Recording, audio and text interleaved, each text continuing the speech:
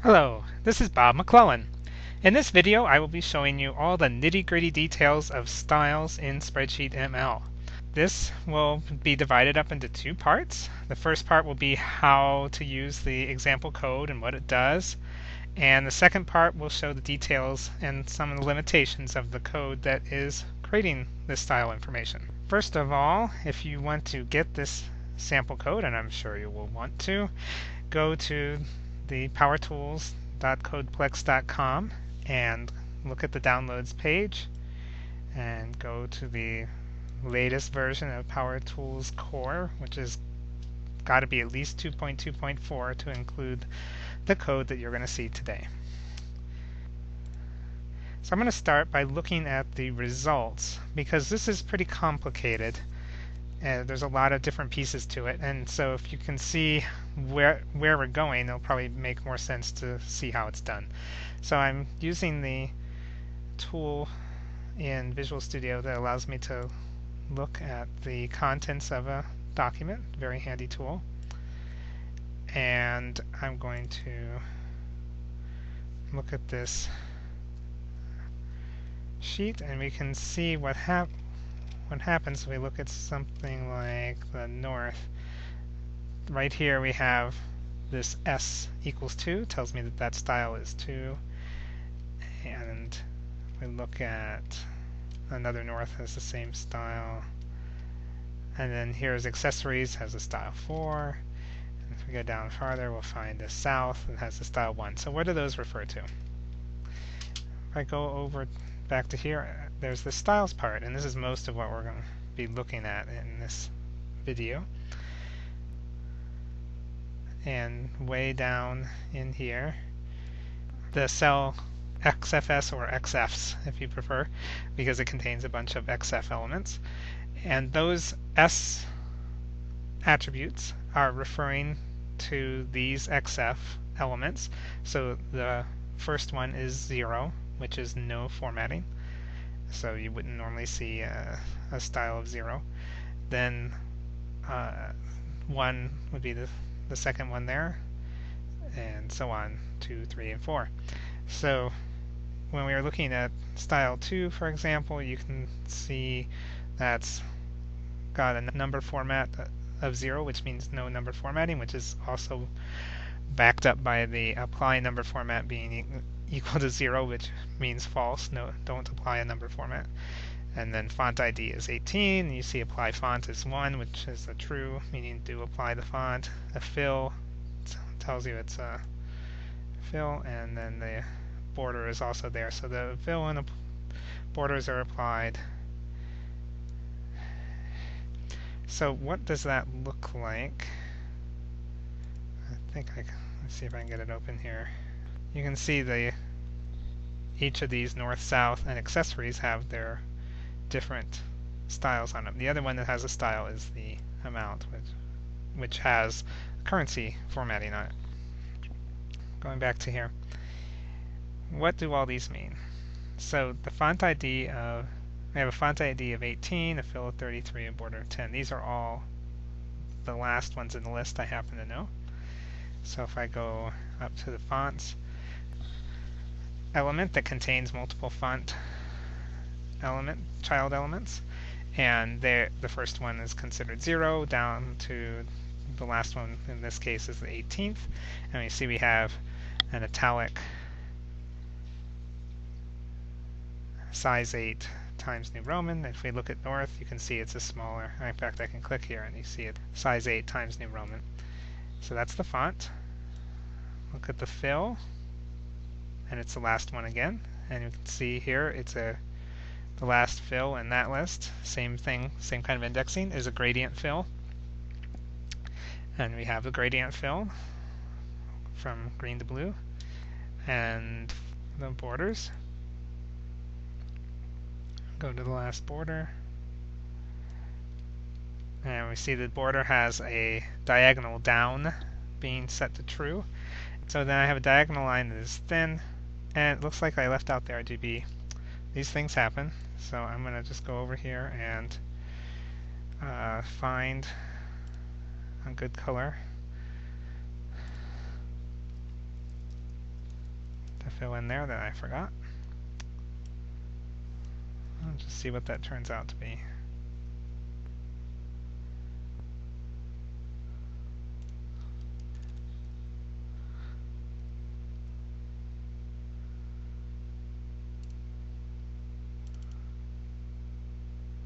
Alright, that's good. So I've fixed that color in there, so now you can see the diagonal line has a color. I'm going to go back and look at the document.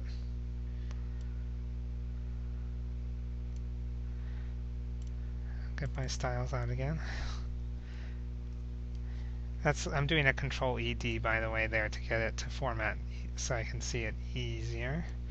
And there we go. There's the color put in there.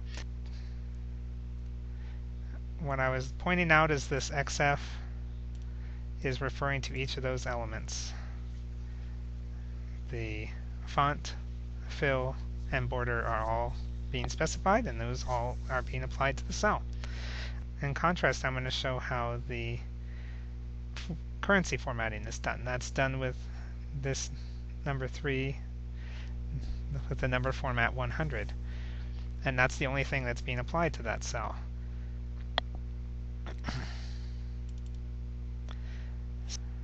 If I look at this column, I can see there's my currency formatting. And that is, there's no other colors or anything applied there.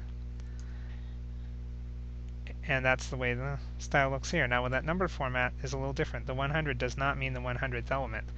Because number formats have built-in IDs, this one is specified, it finds the actual number as specified in the element. So that num format ID of 100 is what it looks for there. And this format code is something that I just pulled from by looking at what it was set to when I did it in Excel, and then I matched it here. So I don't know a lot about the details of the numeric formatting, but I can see that it looks like there's positive, negative, and empty values there. Okay, so each of these elements, which are the number format, font, fill, and border, along with there's also, you can see in the number 2 here, there's also alignment and protection, but they are done right in with the XF element, not as a separate element. All these things need to be set up. And there's quite a lot of options for I believe every one of these, except the number format's pretty straightforward. It's just a string with its ID. But the font, fill, border all have quite a lot of options. So how would you find out what those are? Well, you look at the spec. And here I can see that there's I have all my choices of IDs in the XF, but I can then go and say, oh, what does the font have it? And look, there's a whole bunch of them. Bold things you do normally, like bold, italic, strike through, maybe underline for sure. And then a lot you may not have seen that often, like condense, extend, things you're going to need, like the font name, and so on. So there's a lot of options there, and I'll show you how this works out in the code in a minute. I'm just going to give you a couple more. Like here's the fill. The fill looks pretty simple at first because there's just a gradient fill or a pattern fill, but then the options on those. Pattern fill, for example, has foreground background color and a type. That's not a whole lot, but it's still a number of options. And then the gradient fill has these stops, and so there's really quite a lot of little bits that can go into these. So how do I do that in the code? I'm going to show you how I set up this example where we have the north, south, accessories, and currency formatting. So I'm going to go to the example and show you. This is the pivot table example. We're not doing pivot tables here, of course. These are being set up in the source data. It just was a convenient place to put it. So here I am getting the style indexes. That's what this south index is, for example. It's a style index number. And then down in the code, I'll go back to those indexes, what those indexes do in a moment. I'm simply checking out, like, when it's a number, I check to see if it's the last column, which is my currency column, and set the amount index. Use the amount index on that. If it's accessories, then I'm doing this lookup of the name, which I covered in a previous video, and I'm not going to say anything more about that here. But then north and south, I'm using these north and south indexes. So how did that work? Up here, the south index, and I'll remind you that south is this pattern fill with standard font, I think. So let's see. Yes, so the style index for south, I'm going to hover over this to show what those arguments mean. The first one is just the spreadsheet document that we're going to be operating on. Then I have the number format, which is 0, no number formatting. A font, I've chosen 8, which already existed in the standard style block that I set up. The fill of 1 is also standard. Border of 2 is standard. Then I added the alignment hidden and locked. And so you can see here I created a new cell alignment object, which is defined where you can set the horizontal alignment. There's other alignments too, vertical and various other things. Again, look to the spec. If I go to the spec and look at alignment, it shows me there are lots of options. And those are all available using this assignment type syntax for creating the object. And then I have my hidden and locked. This one's hidden true, just to show it as an example. I think the spreadsheet has to be protected in order for that to actually be active, but I still wanted to just show how that fit into the styles. So that then creates the XF element containing all those specified values and returns the index number of that new element. And the next one, the north index, I needed a gradient, so I had to set that up first because I have to do these add stops in order to multiple times, because that you can have many stops, more than 2, although I think 2 is the most common. And so then again, I'm using get style index, but I'm using a little more complicated one, well, a lot more complicated one for this one. So still no number format, but then I'm doing inline this get font index. And so the get font index is going to work very much like get style index by creating a font element with those values. Again, I'm using the assignment constructor syntax to create that font object. But then it goes and finds, if it doesn't exist, it creates a new one. And in any case, it returns the index for it. And then the same thing for the fill, where I give it the gradient. And the same thing for getting the border index. And there you can see I'm telling it that I want that diagonal down, and I'm defining the attributes of the diagonal line. And so all this stuff is just giving you all the little options for how those style values, the various style elements, are going to be set. Then I used a null for the alignment because I wasn't doing any special alignment. And then the last one is done a little differently. I do this check number format. It's like the others, except that there's no reason to return an index because I'm supplying the index, the 100. Now, number formats, they're predefined ones up to at least 43. And because I've noticed that Excel usually, when you create a new one, it starts at 44, but then I've seen some after that. So I just decided to use 100. It worked fine. 100 should be after all the built-in number format IDs. And then I do the same thing with the amount index being set by another get style index. In this case, the only thing I'm doing is that number format. Everything else is 0, false, null, whatever. And that is it. That is the example. That makes it all go. And so this is, for as many options as there are, I think this is a pretty compact method of defining these.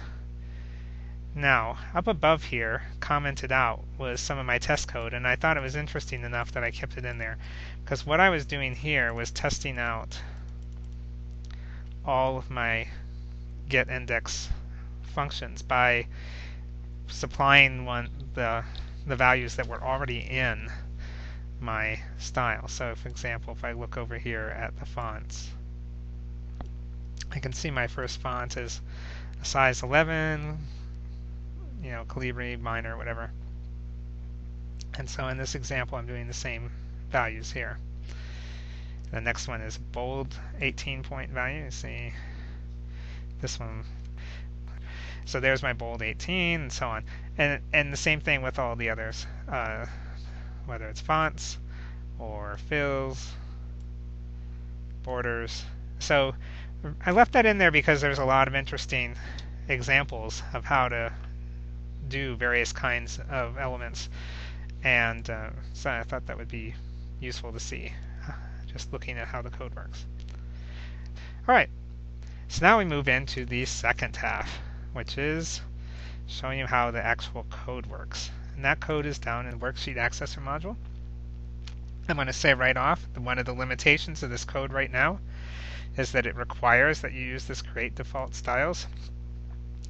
The reason is that Excel likes to have it seems to have some requirements on what order the different parts are. Like if I put the num format part after the cell XFS, it seems to have problems with that. And since I didn't want to work out all those rules and I was going to use this anyway, that was just something I let go for this example. So because the fonts are already there, the fill's already there, the border, I didn't have to worry about what order those had to be in or adding them if they didn't exist. I'm just assuming that, as in this example, if I go up to the beginning, there's that create default style. So I'm assuming that is being done for any of these other functions to work, or any other getIndex calls.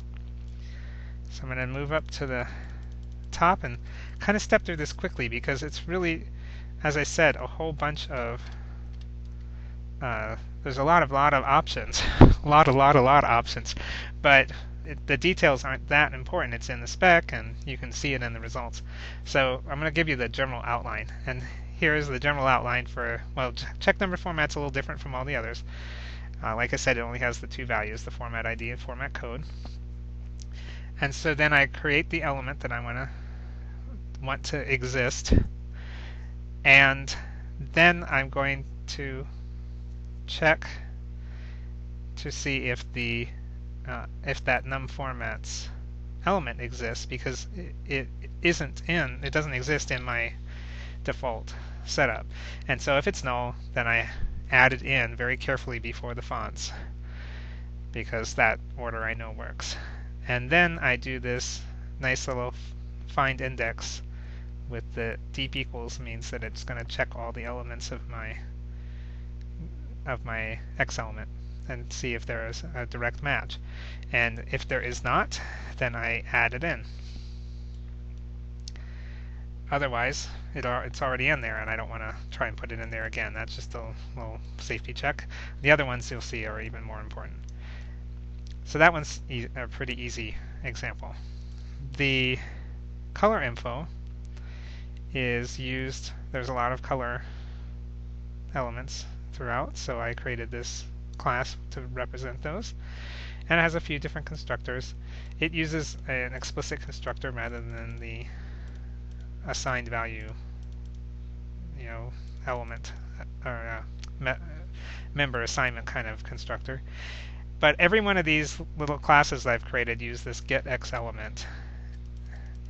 And in this case, the getXElement actually receives a color name, because these color elements sometimes, they're usually named color, but there's at least one case where there's a BG color and a FG color for foreground and background, so that just makes it easy to pass that element in, the X name in for the root. And it just looks at all the values and creates the proper X elements and returns. And you'll see how this works. The same, now font has a lot of options. So here I just did the assignment, allowing you to assign the individual members in the constructor, and then the getX element does all the work of creating the right elements for those settings,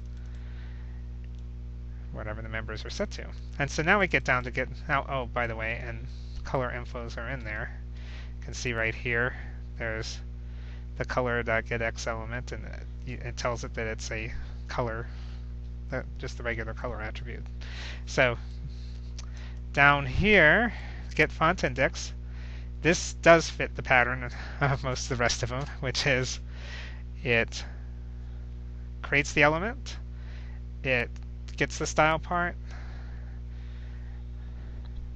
finds the parent element, the fonts, and then digs through all the font children in there, looking to see if any of them match what I'm trying to get now. If it does, then I just return that index. Otherwise, I add it, I update the count, write out the changes to the styles, and return the new index. And they're all done like this. So now I'm going to go through kind of quickly.